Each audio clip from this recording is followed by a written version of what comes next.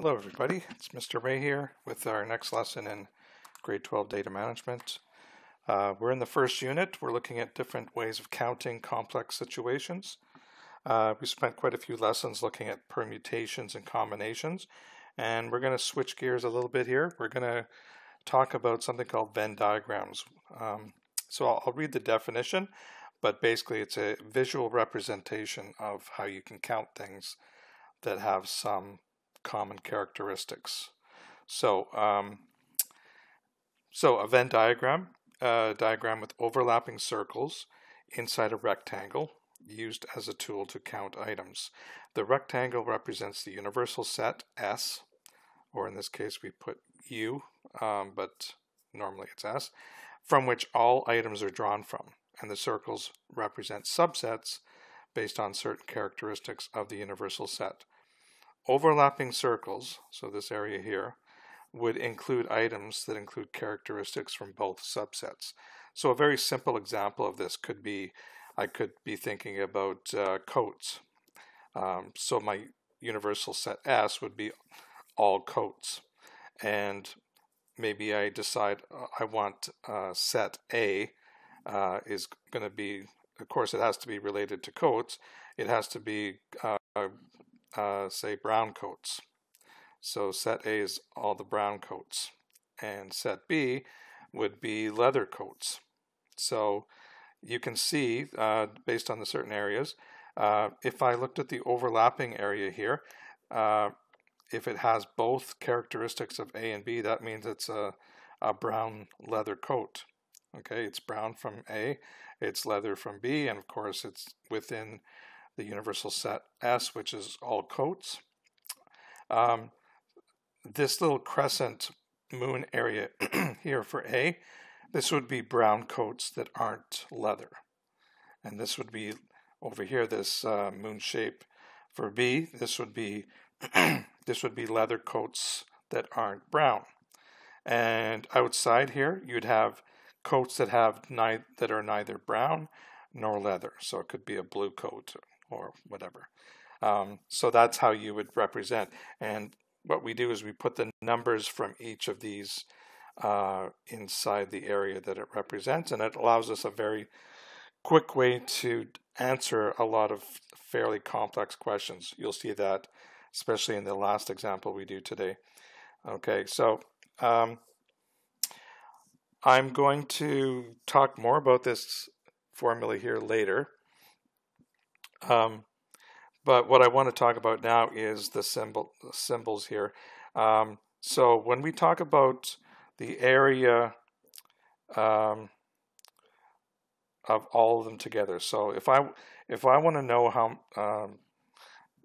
if I want to talk about all brown coats or leather coats, that would be kind of this kind of 8-shaped area here, everything inside there. So you would say we would call that A or B. So it could have characteristic A, brown coat, or characteristic B, a leather coat. Okay, so we would read that A or B. It's got either characteristic A or B. It doesn't have to have both. And the symbol we use for that is this U shape here. This is from set notation, and we read that as A union B or A or B. Okay, so just so you know, that symbol, that basically includes the whole area of either having characteristic A or characteristic B. Whereas this one here, this is the intersection of A and B, and that's a little easier to understand. That's the area in between both of them. So basically, A intersection B means it's got both characteristics of A and B, and that's how we read it here. So A and B is this basically upside down U symbol. We would read that A intersection B, and this would be A union B. So this is the bigger set. It's got everything that's got one or the other characteristics or both, whereas this is just the set that has both characteristics. Okay, and I'm going to talk about this later on. Okay. So let's do a fairly simple example here. We've got two two teams at a school. We've got 10 students in the volleyball team, 15 students on the basketball team. And when planning a field trip for both teams, they're going to another school they're each going to play games. The coach has to arrange transportation for a total of 19 students. That doesn't mean that there's some students staying home. We're still bringing all the students on both teams, but this tells you something's going on here, because 10 plus 15 is not 19. So the first question is, explain why you cannot use the additive counting principle, meaning just add the numbers together to find the total number of students on each team. And we just sort of talked about that, and so our explanation would be, since adding together the players on both teams, if we did that,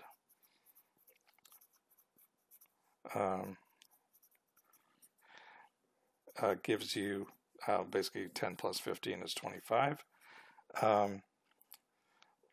which is not, obviously, 19. There must be some kind of double counting. If you're bringing all 10 members of the basketball team, all 10 members of the volleyball team, and all 15 members of the basketball team, but there's only 19 players on the bus, well, that must imply that there's some double counting. So there must be some double counting.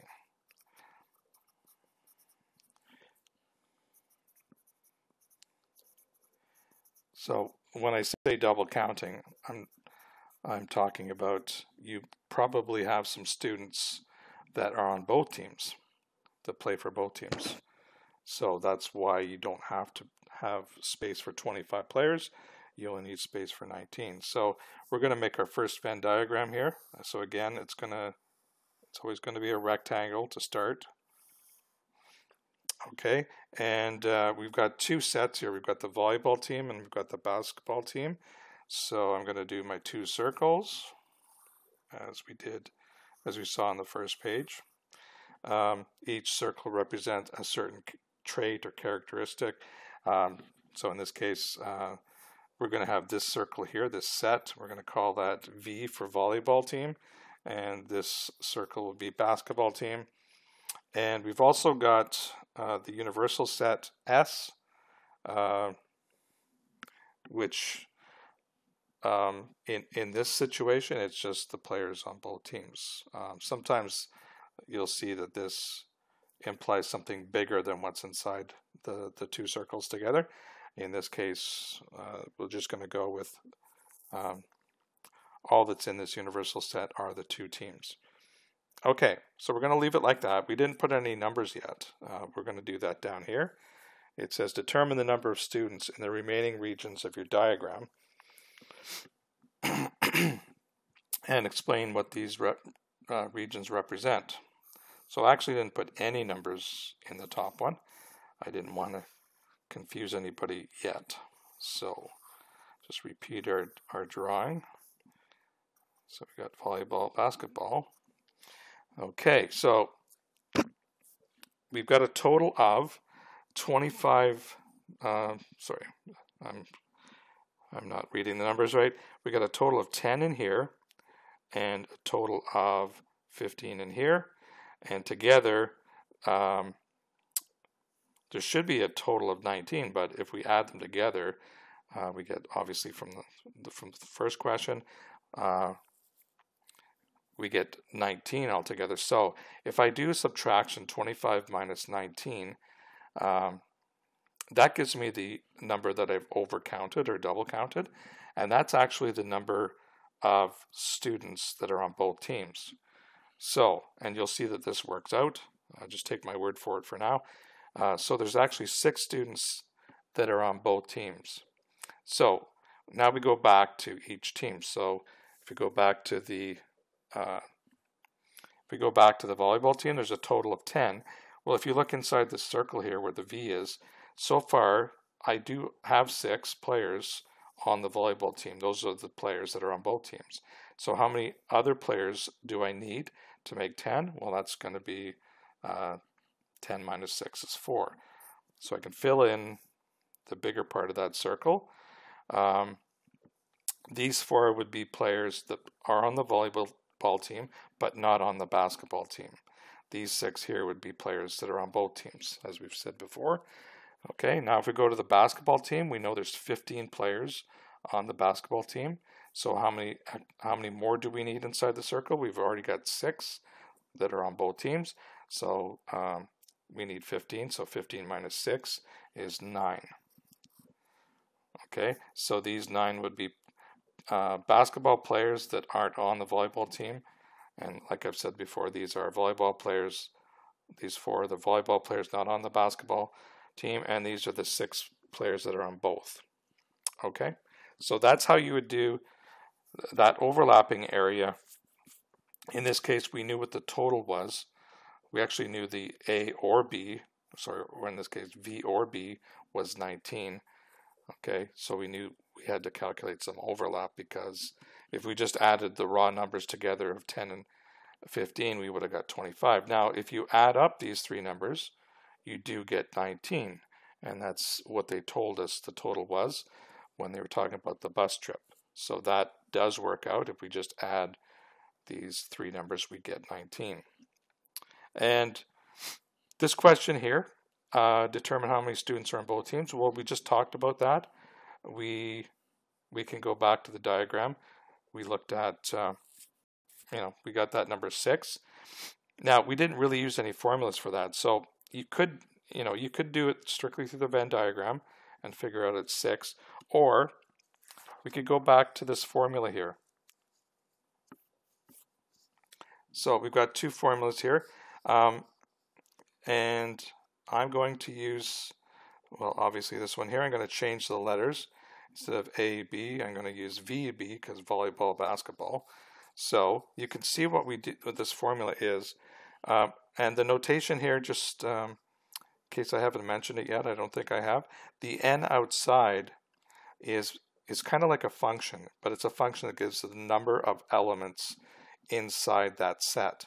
So the number of elements inside A or B is equal to the number of elements that are in A plus the number in B, and then we subtract the number that are in both A and B. Okay, so I'm going to write out the kind of revised version of this formula to get the answer using slightly different method, but it's really the same math, except this is more laid out for us instead of just thinking about it in our heads. So the number of students on both teams. Okay. Now I'm going to call this number of, and remember we got the sets V and B, so this would be V or B, or we could say V union B. That's equal to, if you remember the formula, so it's the number that are just in A, or sorry, the number in A plus the number in B minus the number that are in both. Okay, so we've got the number on the volleyball team plus the number on the basketball team. Subtract the number that are on both. So this would be V and B intersection. Sorry, it's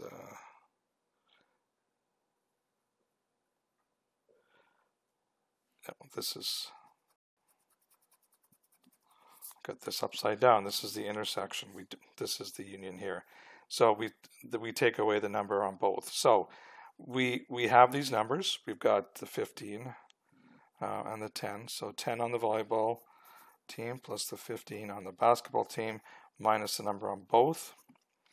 Okay, and we get our number of 25 minus 6 is 19. And that answers our question. Yeah, this question was actually asking how many are on both. I think I kind of implied I was looking for this number again. But if we wanted, if we wanted to get both, the number on both teams from the Venn diagram, like I said earlier, you just add up the numbers inside the whole circle areas here. So 4 plus 6 plus 9 is 19. You could actually do this method without looking at the diagram and get your 19 that way. Okay, so hopefully quick introduction into Venn diagrams and how we can do some math with it, but also the formula for the intersection and the union of two sets. Okay, another fairly quick example here.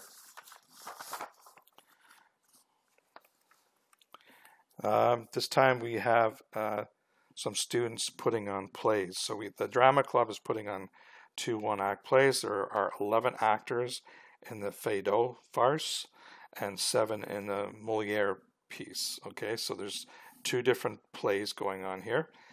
We have the Feydeau and the Molière. So that's what we're going to call these sets. It always helps when you use the names that are, allow you to figure out what they actually mean instead of just using A, B, C all the time. So we're going to call this set F, and we're going to call this set M. Okay. So go back. There are 11 actors in the Feydeau and 7 in the Molière. So question A: if 3 actors are in both plays, how many actors are there in all? Okay, so this is very similar to what we did in the last question. We want to know how many are there altogether. So we're looking for the number, and we've got our 2 sets, F and M. Now, if we're looking for the total in both groups, that would be union. We could either say F union M, or we could say F or M. Okay, so the number in F or M is equal to, and this is straight from the first page, we're just changing A and B to F and M. So this would be the number in set F plus the number in set M. Subtract the number in both. So the number in both is the intersection. So that would be F intersection M, or we read this F and M. And they've told us all 3 of these numbers. They've told us how many are in set F, that's 11. We know there's 7 members in that set, and there are 3, which they told us in this question, 3 that are in both. So that's 18 minus 3, that's 15 actors. So therefore 15 actors in total. And you could have done exactly this question the same way we did the volleyball basketball team, by drawing a Venn diagram. Okay, so let's practice that here. Use a Venn diagram to calculate how many students are in only one of the 2 plays. So this is a really good example of something the Venn diagram could give you that the formula doesn't. Okay, so again, you've got your F set and your M set, and we've already calculated the intersection. Well, they told us the intersection, which was 3. So we put that in the middle, and you're going to see, especially in the next question, we kind of work ourselves out from the intersection, from the middle, by looking at the numbers that were given. So in this case, they gave us the 3, but they also told us there's 11 actors, or 11 members in the set F. We've already got 3, so what's left over would be 11 minus 3 is 8. So we have 8 there. So if you add that up, it's 11. Which agrees with the information given. Same idea for this. We know that there's 7 members of this set. We've already got 3 here, so 7 minus 3 is 4.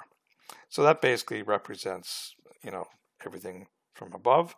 If we wanted to know how many are in both, are there in all, sorry, wrong choice of words. If we want to answer this question, how many actors are there in all from the Venn diagram? Well, we just add up everything inside these circles. 8 plus 3 plus 4, that's also 15. Okay, so that's how we could do it with a Venn diagram. instead of the formula. But here's the power of the Venn diagram. This question's not asking us for one of these three numbers or the sum. It's asking how many students are in only one of the two plays. So we want number of actors in only one play.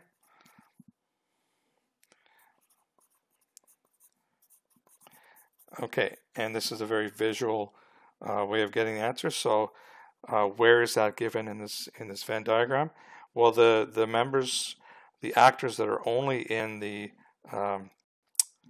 Feydeau play is in this section here. So the crescent moon shape almost. So we have 8 that are only in Feydeau, and over here we've got 4 that are only in the Molière play. So that's 8 plus 4, so that's equal to 12. Okay. Now there's nothing in this formula that would ever give us this. I mean, we could logically think it through, but and I guess it would be 15 minus the 3, but this is a very powerful way to see that where that number comes from is by looking at the area that you're interested in and combining the numbers together. Okay. All right. This is a really good example. This is working with 3 sets. So first 2 examples, we had 2 sets, volleyball, basketball teams, and the 2 plays. This time we have a Venn diagram with 3. Okay, so, and this is related to high school students. You've got 140 grade 12 students at Vennville High School. 52 have signed up for biology, 71 for chemistry, and 40 for physics. Okay, seems pretty straightforward. It gets more complicated because some of them are taking more than one. So the science students include 15 who are taking both biology and chemistry, 8 who are taking chemistry and physics, 11 who are taking biology and physics, and 2 who are taking all 3 science courses. So that really gets your mind confused because you've got so many numbers being thrown at you. So we're just going to put all that information in our Venn diagram. This time we have 3 circles, so we have to be very careful when we draw these so that we have all the possible overlapping areas.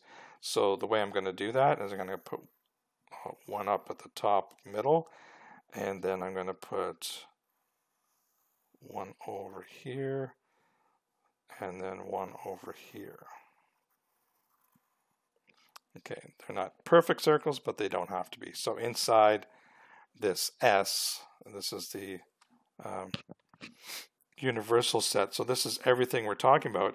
Now, what is the universal set in this case? This is all grade 12 students at the high school.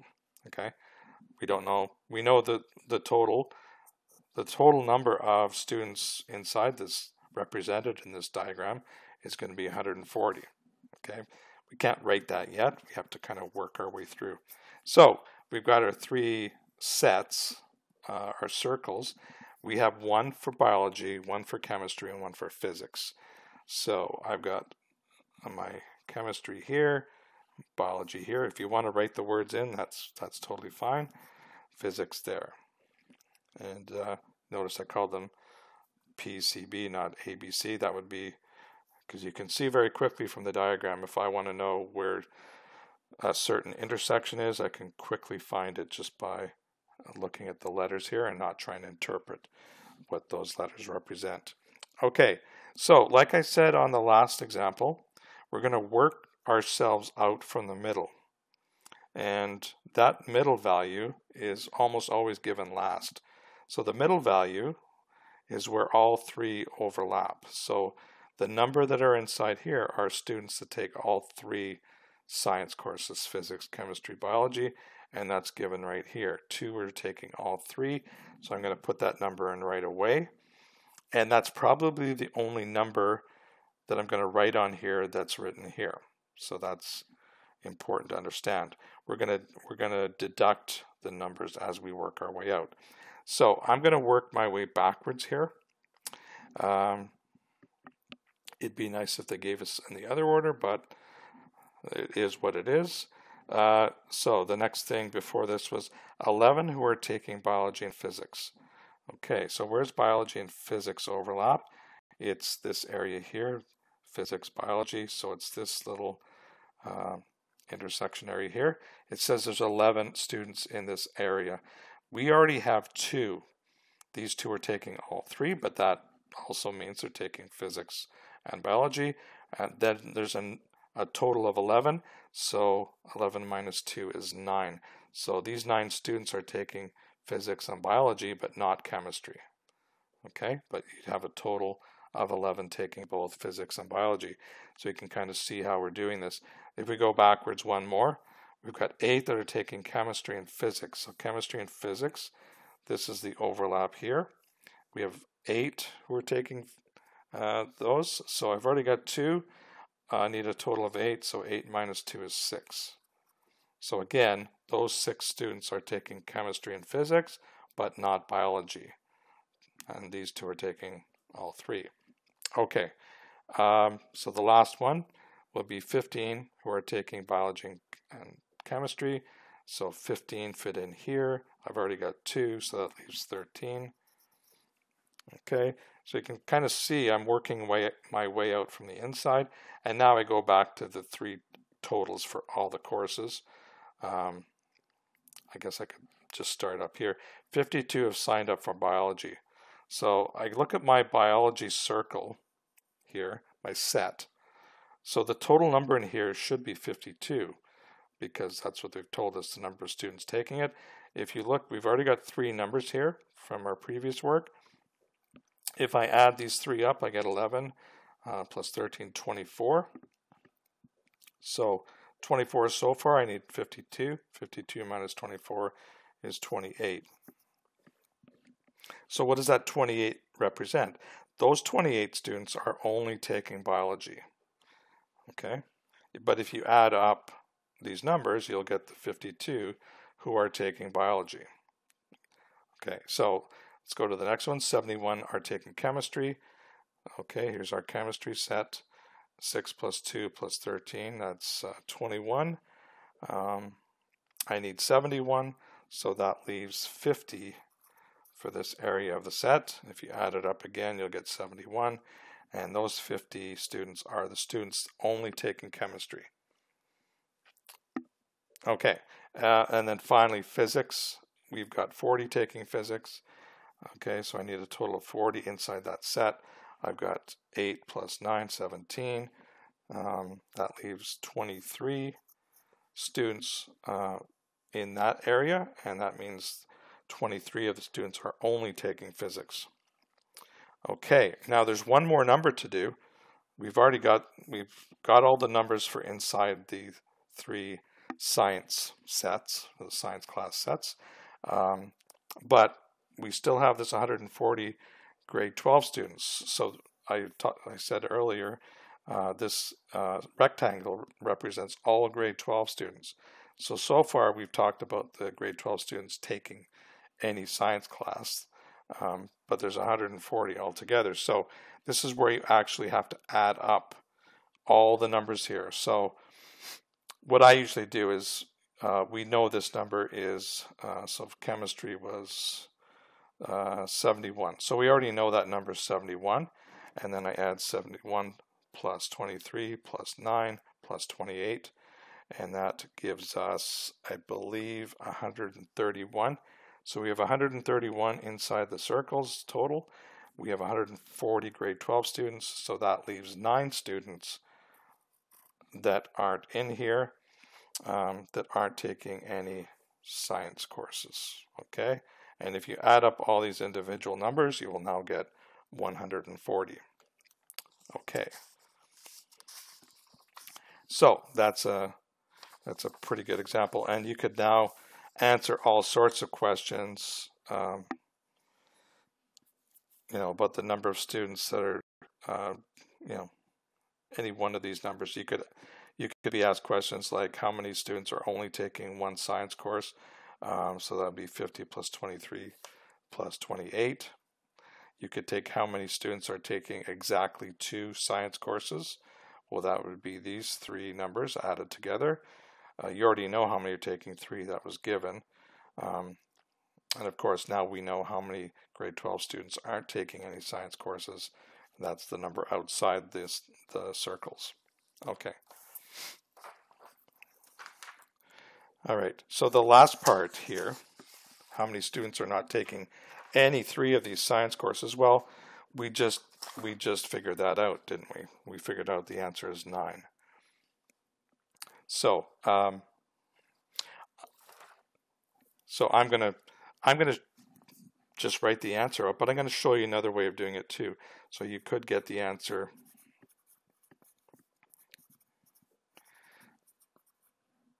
of 9 from the Venn diagram.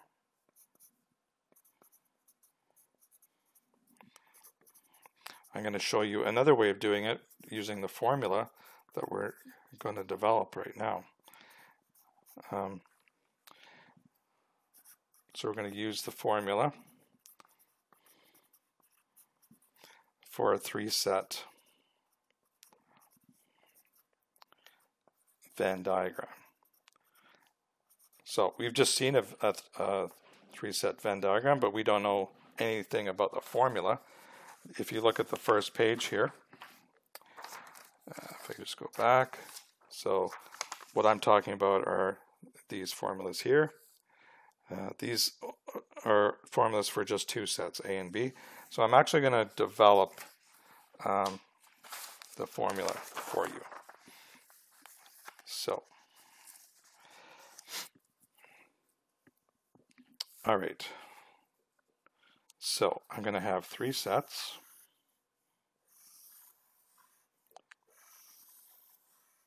I'm going to call them A, B, C. I won't bother with the outside. I just want to talk about the numbers here. So, so what we're going to do is I want to know how many are inside this whole area. Okay, so that would be, what's the number of elements inside A or B or C. So we already had the formula for A or B, but now we're dealing with 3 sets. So this, you could say A or B or C, or you could say A union B union C. Okay, so we're going to start with the numbers of the entire set. So I'm going to, because that's usually what you think of when you want to know what's the total number. So if I did the number in A plus the number in B plus the number in C. Okay, well, let's see what we're actually adding up when we do this. So when I add up everything in A, the number in A, I'm going to put little dots for the areas that I've counted so far. So if I'm looking for the number in A, I'm going to take that number here that are there plus this number here plus this number here plus this number here. So if I add together those 4 numbers, well, that's what this is, right? The number in A would be the sum of all 4 numbers, right? So if I do the same thing for B, you can see, well, it's that area, the number inside there, plus this number, which we've already been using, plus this number, plus this number. Okay, so you can kind of see, you know, already I'm over counting things. So let's just keep going with this. The number in C,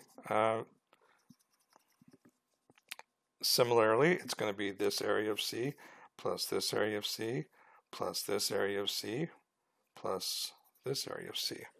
So we've got these numbers, fine, we've only counted those once, but a lot of these overlap intersection areas we're double counting, and in this case triple counting. So just like we did with 2 sets, we're going to start removing, we're going to subtracting the intersections. So the first intersection I'm going to do is A and B. Okay, so A and B is this area here. So if I remove the count of this, I'm actually removing one of those dots and one of these dots. Hopefully it gets rid of it. not very well, but there's 2 here now. Okay, and finally this one here, one of those 2. So you can now see that by doing that, I've fixed these 2 areas.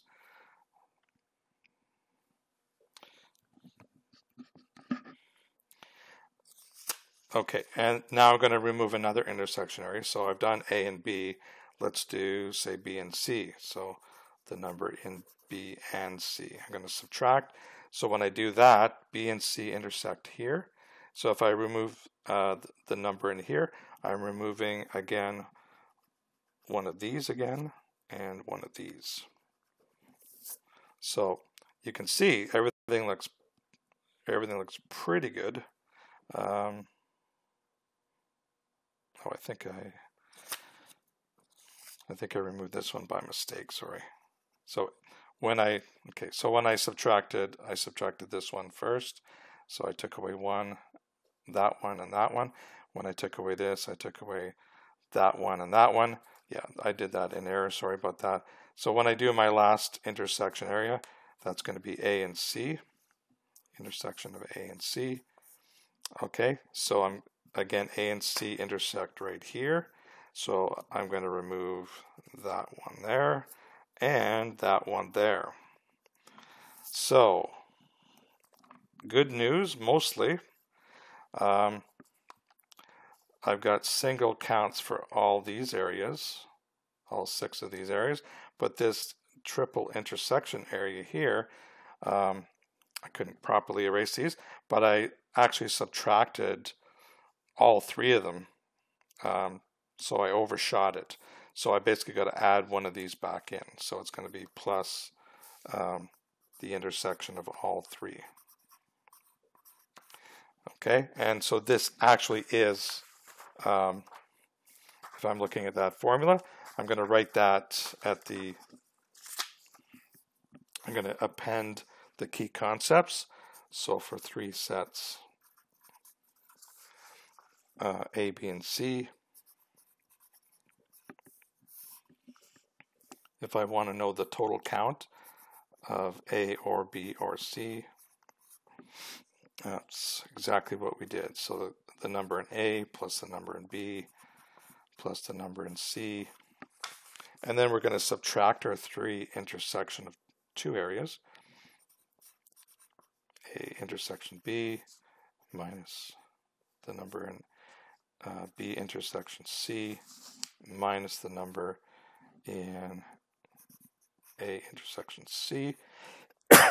And then we add back in the number in the triple intersection, A intersection B intersection C.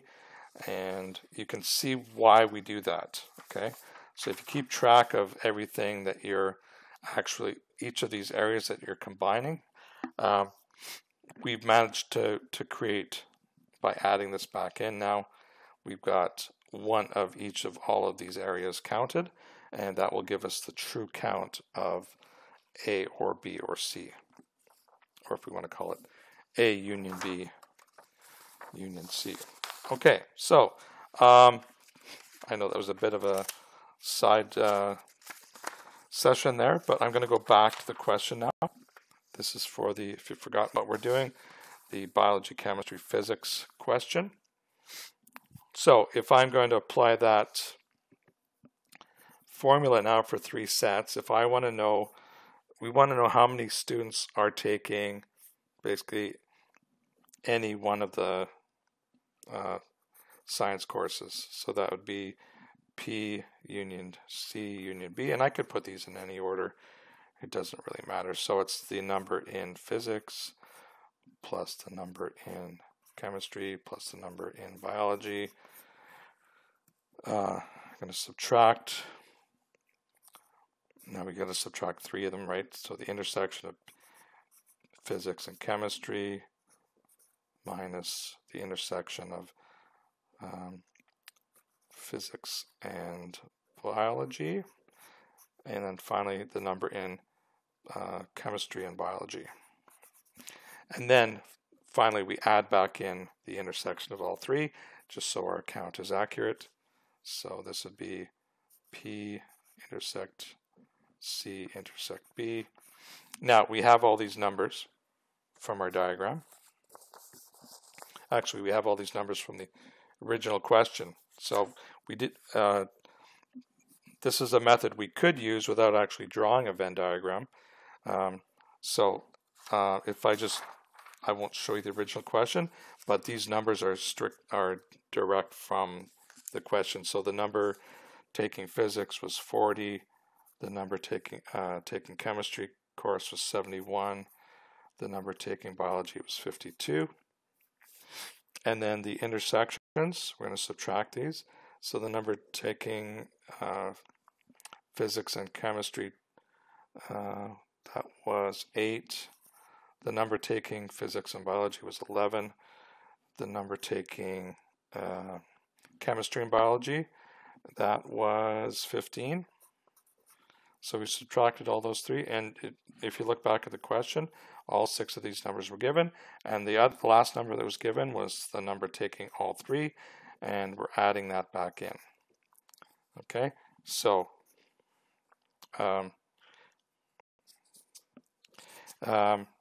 if you do the math here, you get 131.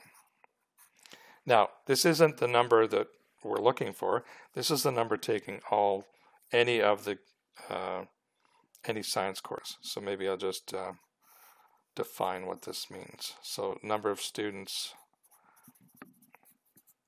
taking any science course. So this is all the numbers inside the Venn diagram circles. Okay, we're looking for how many students are not taking any of these science courses. So this is a fairly straightforward one. The number of students taking 0 science courses.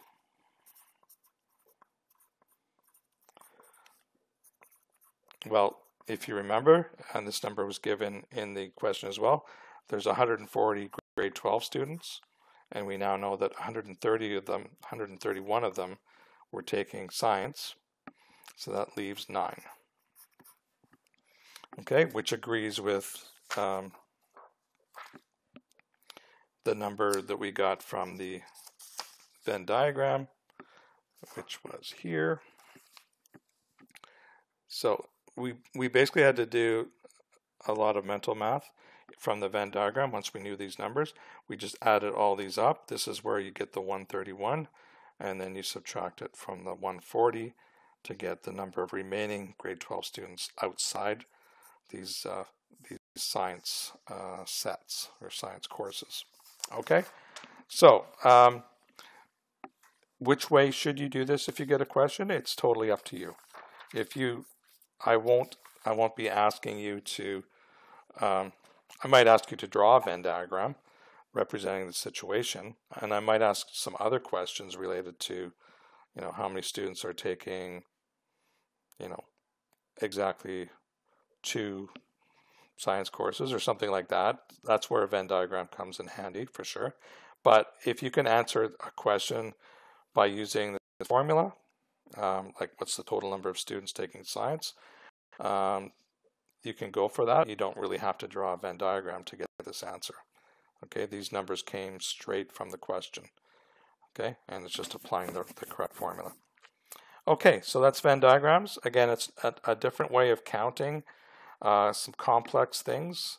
Some of the beginning examples were pretty straightforward with the 2 sets, but you can see it gets pretty complicated when you start bringing 3 sets of things and the overlaps that you have between